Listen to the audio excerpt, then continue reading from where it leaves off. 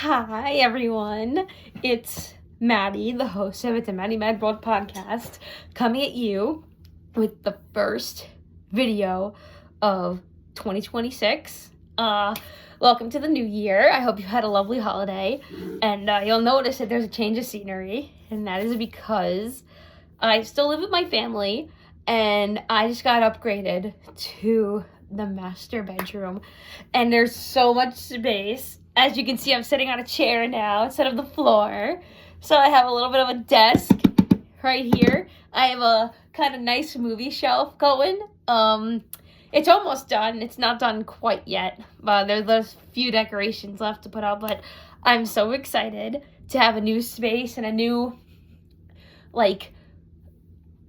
whole area to expand upon and make it look a little bit more for me. I'm very excited. And with this new year comes, again, new movies and new things to review. And of course, the slate is still full for the upcoming reviews that I have planned.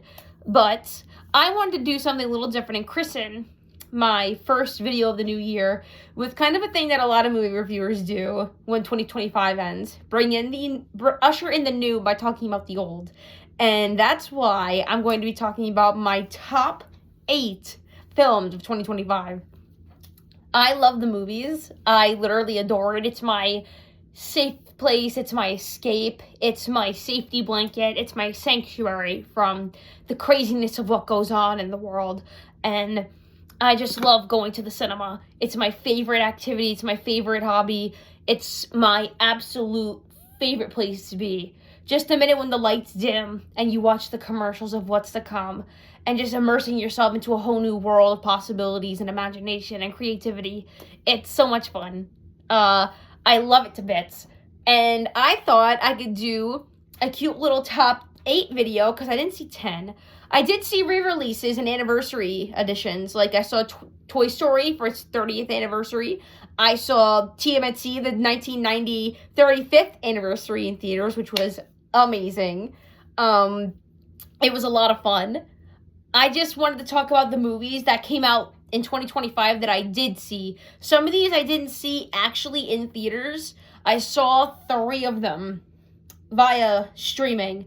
No, 2 of them via streaming.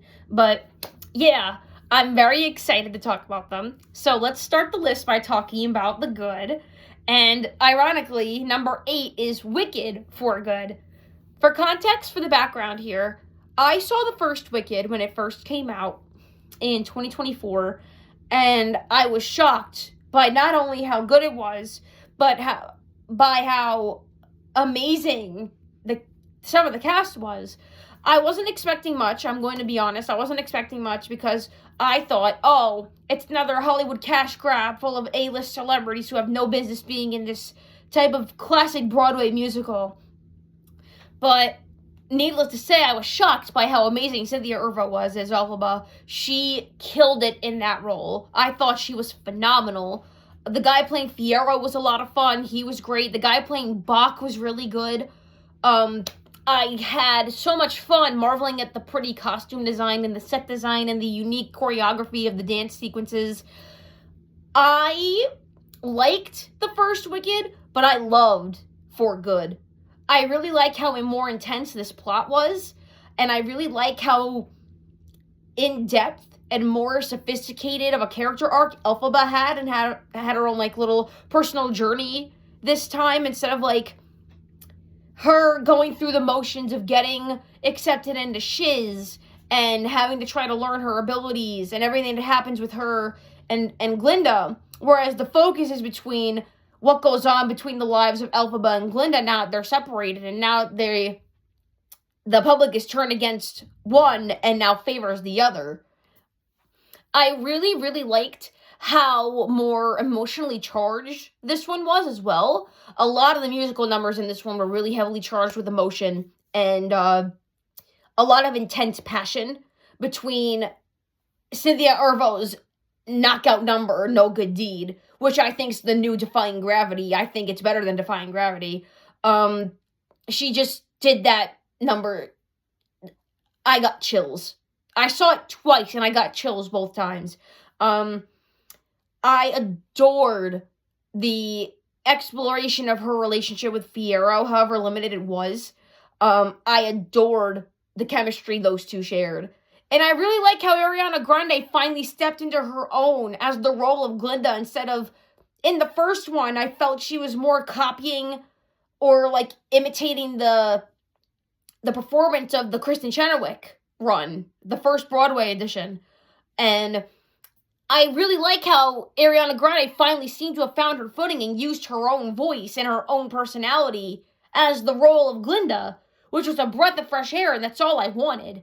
Not to say that she did a bad job in the first one. I just felt like she couldn't differentiate between the two because either fan backlash or just she wanted to pay homage to the Chenoweth run. Which is ironic because Chenoweth and Idina Menzel cameoed in the first movie. But needless to say, I adored the conflict of the second one more than I did the first. And I really like how Elphaba got her chance to shine a whole lot more on a different light rather than having her go through the motion of going to school and just being a rebel and standing out from the crowd in the second one.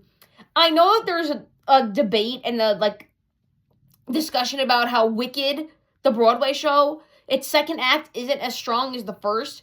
I would disagree after seeing this movie. I think the second act or the second part of this movie was better than the first, but that's just my opinion. We get to see a lot more of what Elphaba is going through rather than her explaining it to Glinda via talking to her in her dorm room. I really like how she confronts her ungrateful brat of a sister, Nessa Rose. I really love how she was able to stick it to the wizard and to Madame Marble.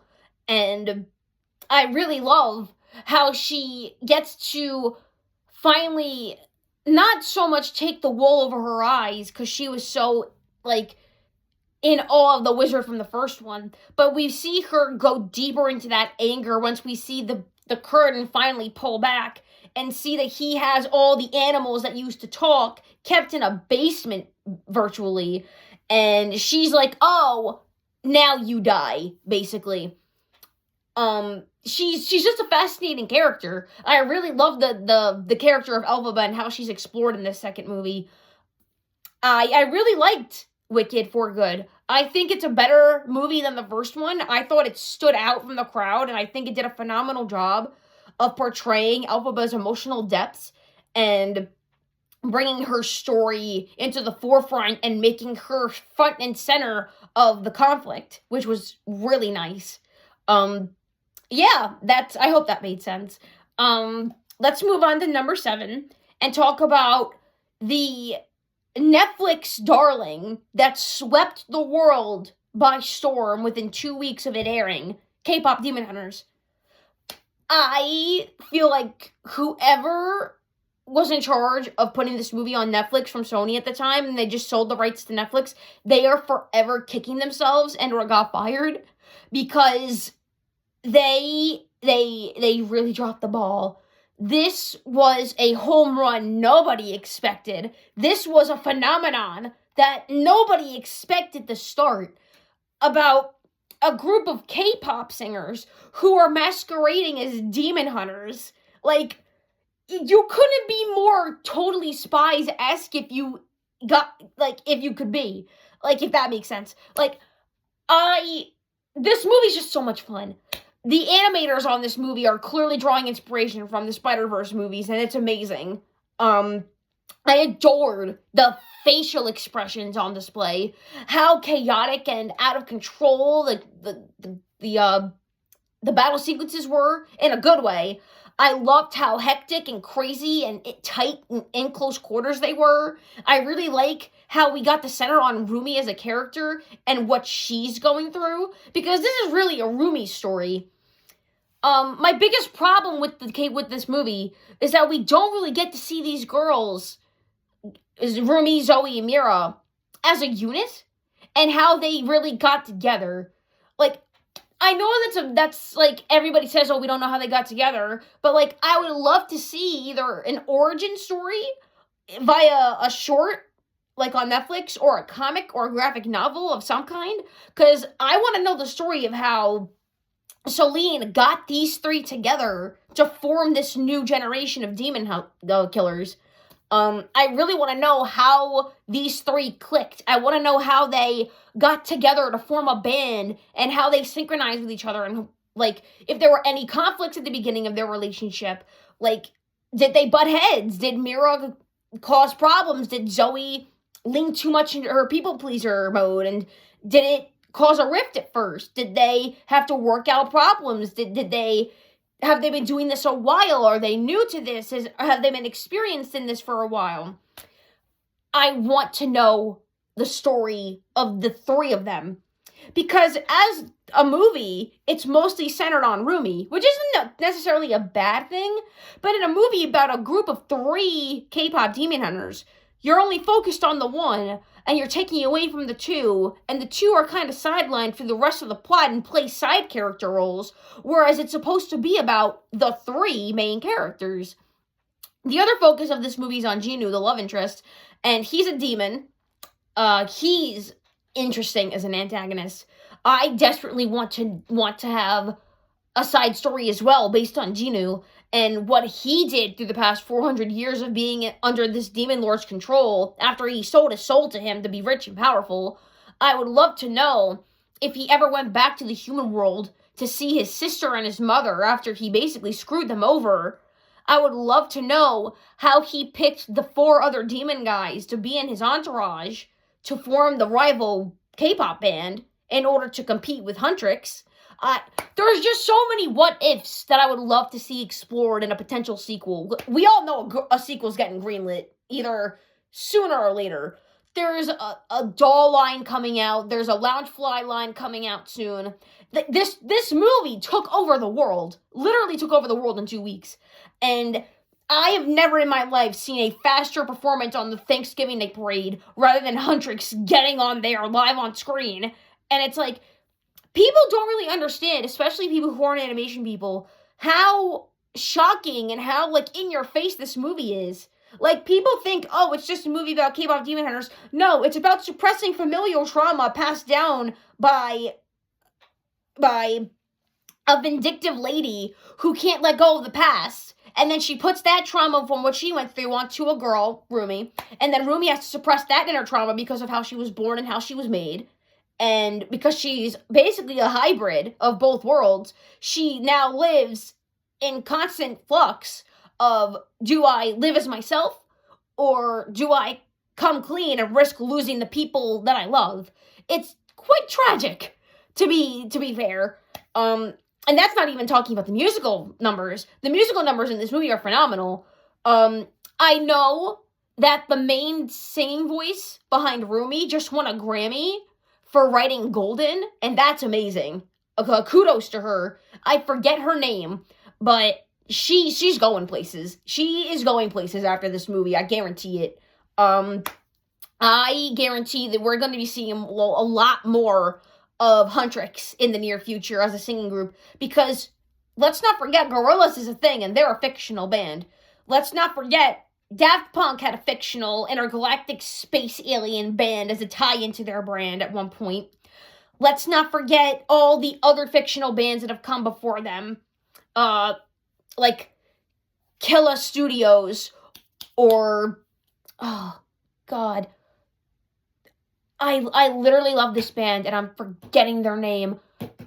God, they're just like Gorillaz, except it's a man and 2 chicks, and they're like from Europe. Ugh, God, it's gonna bite me in the ass after this review, and I'm gonna hate it. But this always happens. Let's not forget, a lot of other fictional bands have come before and have conquered the charts.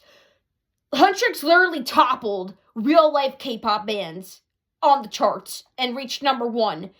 Your idol literally topped the global international charts for weeks. And I guarantee you, we're probably going to be seeing thousands more cover artists in the same vein as Huntrix, or we're going to be getting a lot more of the Huntrix stuff coming out soon. I guarantee it, with the success that K-pop demon hunters has seen. I think it's a phenomenal movie. I think it's a great movie for young girls, especially to look up to and find role models in. Anything better than Frozen.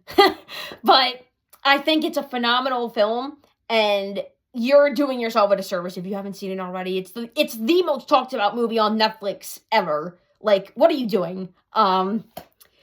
This movie I didn't get the chance to see in theaters, and I hate that I didn't get to see it on the silver screen, but I did watch it at home, and I oh my god, this movie was so good. So, I don't do horror necessarily. Horror's not my go-to genre for film. I'm more of a fantasy, film noir, classic retro 1940s, jazz era, pulpy fiction, adventure side story, mystery crime thriller person. I'm not a horror person by nature or by choice.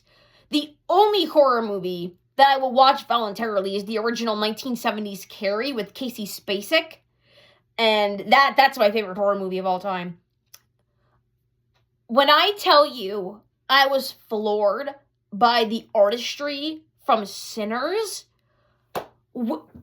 dude, there's a reason why Sinners was the most talked about movie of the spring. It's phenomenal. The camera work in that movie alone is stunning. Michael B. Jordan's performance as the twin brothers, especially, I need to know how that happened. That is film magic at its finest. Like, these are old film tricks that we don't really do anymore. Like, I haven't seen film tricks done this well since Sonic the Hedgehog 3. Like, we're talking about the same actor portraying this two different roles, two twin brothers, and you have to do these old school camera tricks where it looks like both actors are on the same screen, but it's the same guy. I need to know how they made it work. That is so cool. I need to know how that worked. I loved the old-timey Louisiana bayou feel of the magic spiritual side of the movie and its themes of spiritualism and familial trauma and bonding through it and suppressing that trauma, and it comes back to bite you. Literally bite you, because vampires are a thing in this movie. And the music in this movie is phenomenal. I couldn't get Pale Pale Moon out of my head for days. I love that song. That's probably my favorite song in the whole movie. But that sequence with the younger guy, their cousin, playing the guitar, and we get to see this one-shot take of the camera spanning through the ballroom of the saloon the brothers have set up. And you see all these different generations of music, modern, old-fashioned, and tribal, come together and start performing, and everyone's just oblivious to them, and they keep going about their business, dancing to the music. But this hodgepodge of all different types of music from this community of different generations spanning a lifetime, a legacy of all these different types of music. It's beautiful. It's beautiful.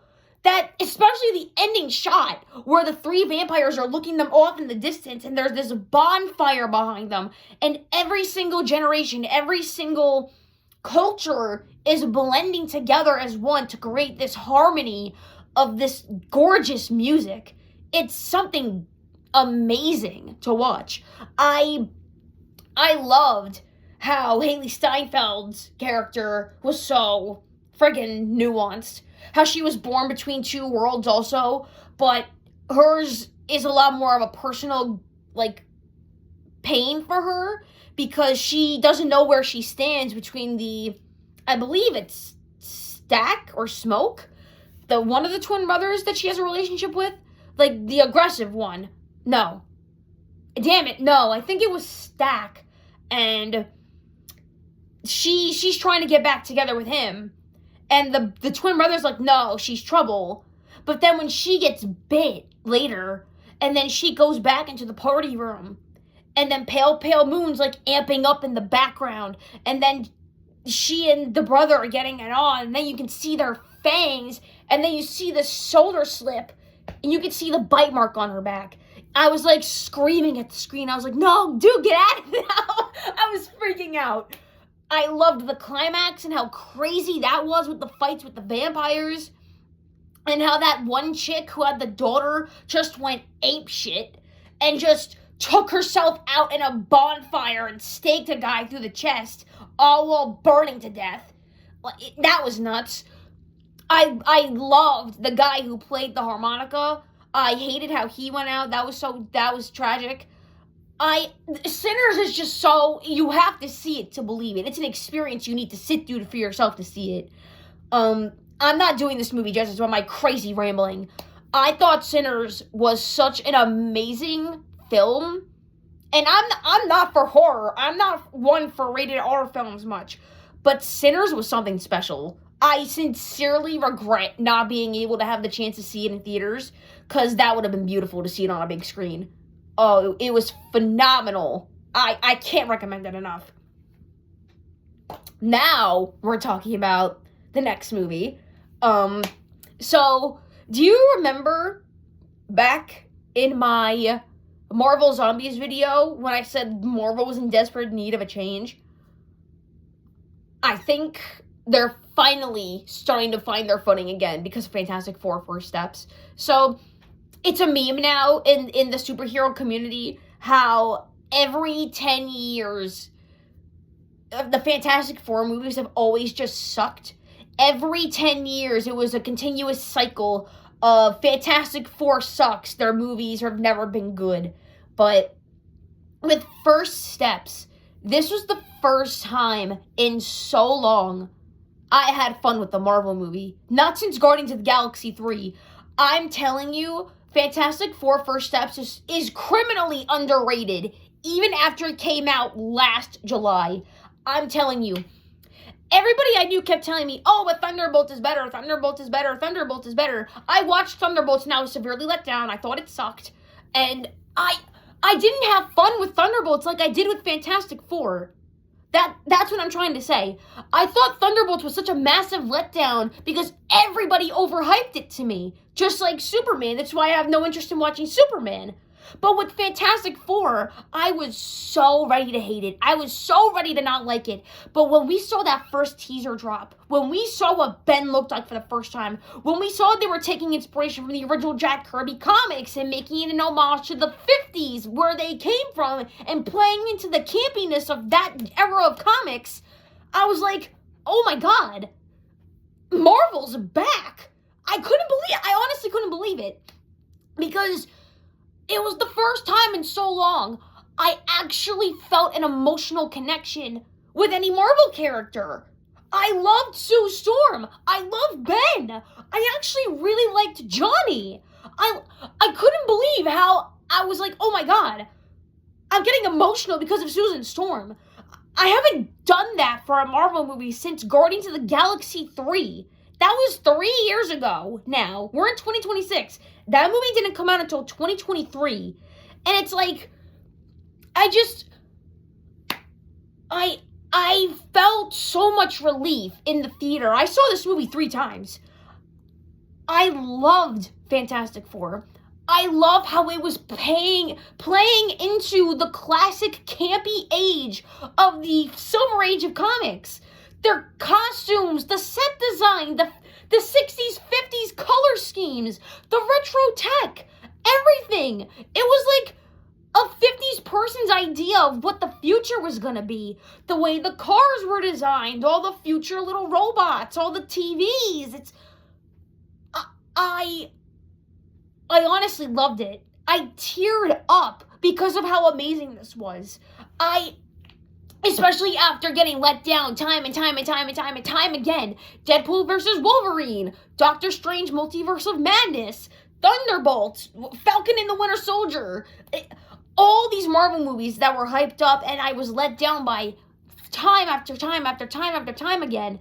But when I watched Fantastic Four, I felt that childlike wonder in me light up again. I was like, Marvel, they're back. If they keep going down this path, if they keep going down the Fantastic Four route of movies, by God, we're safe. We've made it through the sludge era of Phase 5. We've made it through the god-awful schlock. We're safe. Now, if only we can hold our breath for Doomsday. Oh God, we can only pray. But I love Fantastic Four. I think it's a love letter to the 50s silver era of comics. I think it's so well done, and it's so severely underrated because everybody wants to talk about Thunderbolts instead, or they want to talk about all these other movies instead. And I feel like Fantastic Four is left under the radar now because, but Thunderbolt is so much better. This is my personal opinion. This is just me saying this. I personally didn't enjoy Thunderbolts because I thought it was the same Marvel generic formula we'd been getting for years at this rate. But with Fantastic Four, it was such a breath of fresh air. It wasn't afraid to have fun with itself again. It wasn't afraid to be campy. It wasn't afraid to go over the top. I had more fun with this than I have with any Marvel movie since Guardians. I loved it. I loved Fantastic Four. I can't recommend it enough. Ooh, okay. So, as we're talking about summer flicks, let's talk about The Bad Guys 2. Oh my god. DreamWorks is literally killing it. Literally killing it in terms of the animation department. I love that they don't support AI, thank God. God bless. I literally had so much fun watching this in theaters. It was so much fun watching all the pulpy animated action sequences and the scene where they all jump out of the helicopter to jump onto the rocket ship as it vaults into space. That's just anime. That is literally just anime. It's so much fun. I loved it. Bad Guys 2 is literally just like the first one. You can't watch one without the other. They're both perfect. I think Bad Guys 2 is a stellar sequel and a follow-up to the first one. It's so gorgeous to look at. I adore this new art style DreamWorks has been tackling with its movies recently. I adore how they've entered the world of the Spider-Verse era of, not being afraid to experiment with their art styles, not being afraid to change and adapt and be different now. And they're just so gorgeous to look at. Every action sequence in this movie is an eye candy. It's an eye candy, wow. It's eye candy. It's literally so good. I love the character arc Mr. Wolf has to go on, not wanting to go back into this life of crime, but now that he's blackmailed with the love of his life's secret identity being put out onto the internet, he has no choice but to go through with this, otherwise he risks her life, and he doesn't want to do that.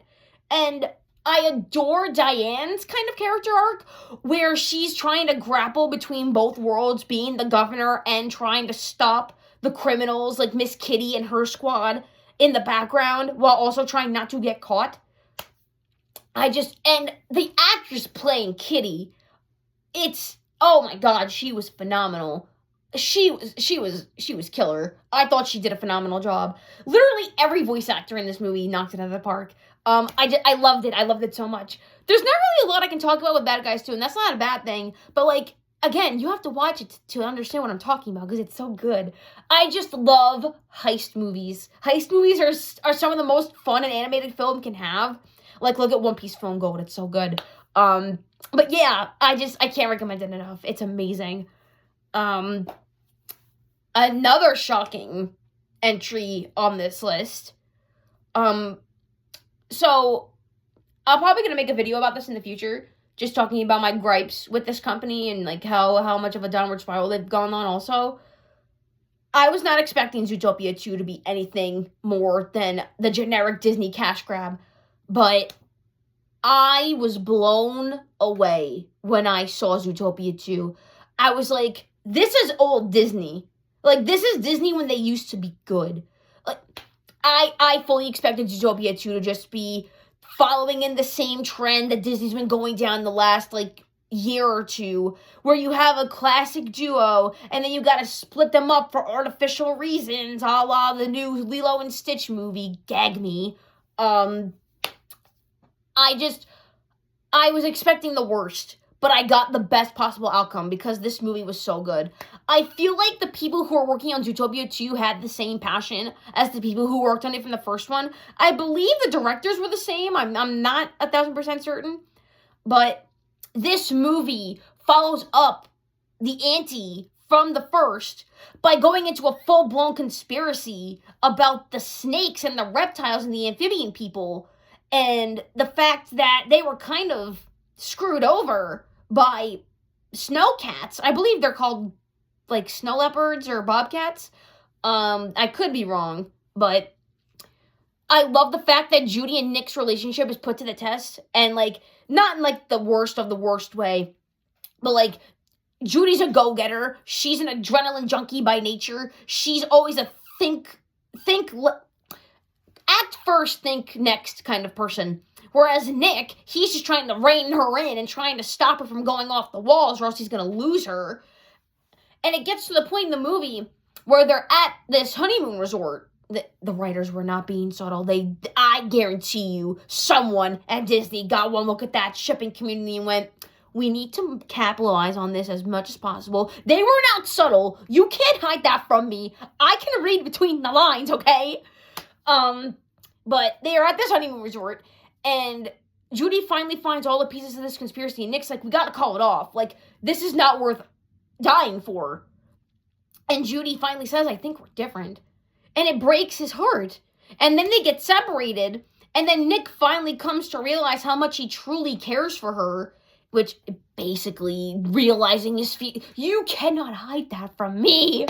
But it culminates in this ultimate act of trust where Judy is poisoned, and Nick has to make a choice between saving himself and the villain or saving Judy's life, and he saves her life. And that emotional scene after they find each other again and they run into each other's arms, it's like, this is something out of a soap opera. Like, I swear to God, I swear. The animation for this movie is stunning as usual. What Disney should be doing instead of those stupid live-action remakes. That's just my humble opinion. But the animation is stunning, but that's nothing new. I loved Judy and Nick as characters. I thought their chemistry was, again, spot on. I liked the snake, Gary. He was kind of cute. Yes, this plays into the twist trope, but it's not like a secret. They actually play into that, and they, like, make fun of the fact that it's a twist villain. But I really like the twist villain because his motivation for doing what he's doing is actually kind of personal, based on deep-rooted family trauma, because he's kind of the runt of the litter, and he wants to prove himself by showing that he can be just as ruthless and murderous as his family.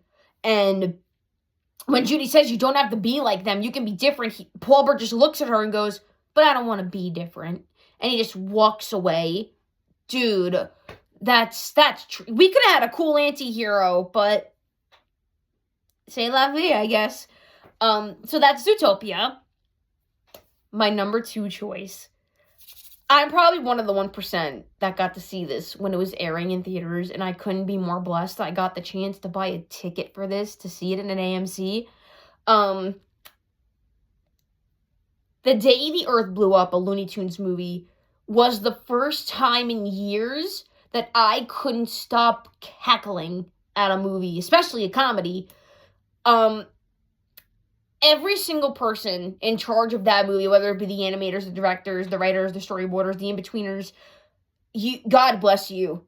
You did the impossible. You got a hand-drawn animated movie in the year 2025 to be put on a silver screen competing with CGI juggernauts, and it looks beautiful. The wacky, zany, bouncy animation and the crazy expression display on the... I can't even talk about it. It's so good. The Day the Earth Blew Up is a traditional return to form to the Looney Tunes. It's so good. I couldn't believe how amazing it was. I mean, I could believe how amazing it was, but, like, how beautiful it was to look at. Traditional hand-drawn animation is such a hard commodity to come by unless you're looking at foreign countries like Japan or maybe Ireland with Toon Saloon, or other companies who specialize in hand-drawn animation, like indie studios. But when it comes to big platform juggernauts of animation, it's always just CG. But hand-drawn animation is so beautiful to look at, and I think people really underestimate the fact what kind of artistry can be on display with 2D animation. 2D animation is such an underutilized art form, especially in today's media, because it's gorgeous. The colors, they're vibrant, they're beautiful. The animation is so bouncy and crazy and chaotic and full of whimsy, and every single character is crazy, but in the best way. It's I'm so forever thankful to Ketchup Entertainment, not just for saving Coyote versus Acne, because God bless them for that too, and I'm gonna be right there, front and center, opening night to see it. I'm just so thankful for Ketchup Entertainment for saving this movie and for saving all the other animated movies that we don't know about. Because if it weren't for them, The Day the Earth Blew Up would have been written up as another tax write-off and forgotten. Coyote vs. Acne would have been written as another tax write-off, and that would have been under the radar had it not been the fan outcry. And I am just so thankful to Ketchup Entertainment. And that's not biased because they follow me on my blog, and I don't know why. I'm just an idiot on the internet. And that's also not biased because I won a poster from them. But I truly thank the stars for the people at Ketchup Entertainment, because they seem to understand the value in keeping this type of art form alive. And they seem to understand that the fans hold the power of influence, if that makes any sense. Because if it weren't for fan outcry, Coyote vs. Acne would have been swept under the rug, and we would have never known about the Day the Earth Blew Up until it was too late, had it not been for Ketchup Entertainment stepping in and taking it out of Warner Brothers' grimy, disgusting hands. But I'm just grateful that a movie like The Day the Earth Blew Up made it to theaters, because of how popular that movie was, there is now an open door, a possibility for 2D animation to make a comeback. It might not be a big possibility, but it's there. The invitation is there. All someone needs to do is just take it. Now we move on to the number one. You're not going to believe what I picked for my number one, because I wasn't expecting it to be number one either.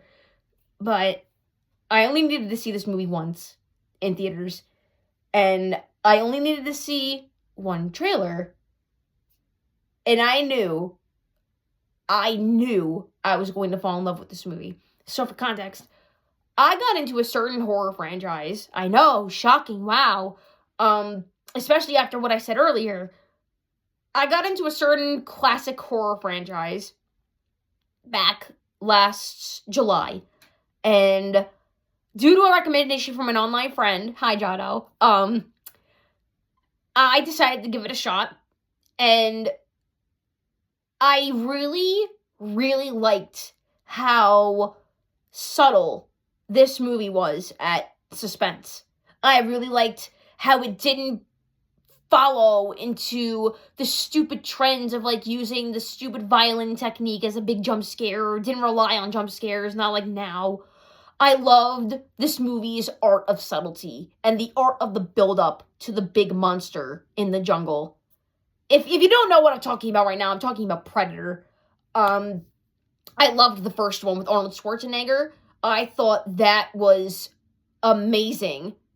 Second one sucked. The third one, even worse. Alien vs. Predator was kind of like a 5 out of 10. Not bad, not great. It had potential with the Predator guy and that main leading chick in the red coat, but that's that. The other ones were god-awful. But then, a guy named Dan Trachtenberg took over the franchise, and he has thusly delivered home run after home run with this franchise since he's been in charge of it. We had Prey, which was a coming-of-age story set in Native America tribe lands, and it was amazing. I loved that movie. I thought it was amazing. The Predator in that movie was designed so creepy, but I loved his design. I loved the conflict between Naru and this kind of one-sided rivalry she has with her brother. And I loved the suspense of her trying to build up her strength and trying to find her own into coming into her own as a hunter by fighting the ultimate predator. And then we got Killer of Killers. And I thought, oh my god, an animated Predator movie. That sounds amazing. And it was. It was an anthology film based in 3 different time periods, where it was 3 different people from 3 different parts of time battling 3 different predators. And the animation for that movie is amazing. Literally like Arcane on steroids. I loved it. I literally loved it. And then we got Predator Badlands. When I tell you I was kind of shocked by how fast this movie became my number 1 of the year, I want to say I was shocked at first, but then I really started to think about it, and I was like, no, this movie deserves to be my number 1. So, Dan Trachtenberg is literally, do not get rid of Dan Trachtenberg. Please, do not get rid of him. He knows what he's doing with the Predator franchise. It's so good. This movie was amazing. I adored the exploration of Deck. The first time in Predator history we've had the Predator as the main character of his own movie. We had no humans to muddy up the plot. We were just focused on Deck and his story of him trying to come into his own and finally prove that he's not a runt, he's not a weakling, he's not a failure, by living up to the promise he made to his brother and being one of his clan, being a predator. And then we meet Thea, who's an android, played by Elle Fanning, who's a delight. She's so bubbly and crazy and quirky, and she's like always talking. Deck just can't stand her. I loved their relationship so much. I thought they were a great duo together. I thought that his personality and her personality clashed in the best ways possible.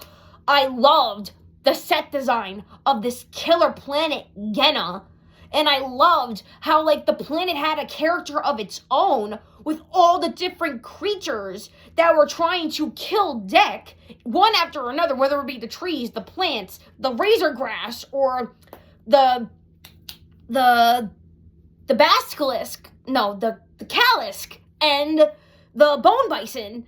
It's every single thing about this planet looked gorgeous. I loved how Dan Trachtenberg has combined practical effects and practical makeup with the digital age, because the Predator was still using practical effects, literally behind the scenes practical effects. Like, Elle Fanning taped her legs to use green screen to give the effect that she was a torso, and she was walking backwards with the guy playing the main Predator Deck, Demetrius, and you don't see movie magic like that anymore. I love how Dan Trachtenberg managed to get the guy who did the original Predator makeup and costuming to be on this movie, to work on Deck himself. You can tell that a fan made this movie. You can tell when a fan puts his heart and soul into something that he clearly cares about, and it's working. It's literally working. This is all we have been asking for. A fan putting their hard work and their dedication into a franchise that they clearly adore, they clearly have so much care and passion about, and one after another, Dan Trachtenberg has delivered amazing movies, 3 in a row, and it's like, Predator Badlands left on a cliffhanger, and I need more. I want more, goddammit. You can't not leave off on a cliffhanger. I need to know what happens to Deck. I want to know if he ventures out into the universe and makes his own clan. Oh my god. And I especially love how this movie tackles the relationships between siblings. This is more of a personal thing. I loved how this movie tackles that theme, where Deck's brother, Quay, he's kind of the apex predator of his clan, of his family. He's kind of like the golden child, essentially. But Quay gives his life to save his brother because he sees the promise and potential in him to become more than what their father thought of him. Contrasting with Thea and Tessa, who are androids made by the same company. But whereas Thea opens up the idea of being sisters with her, Tessa rejects it because she's stone cold.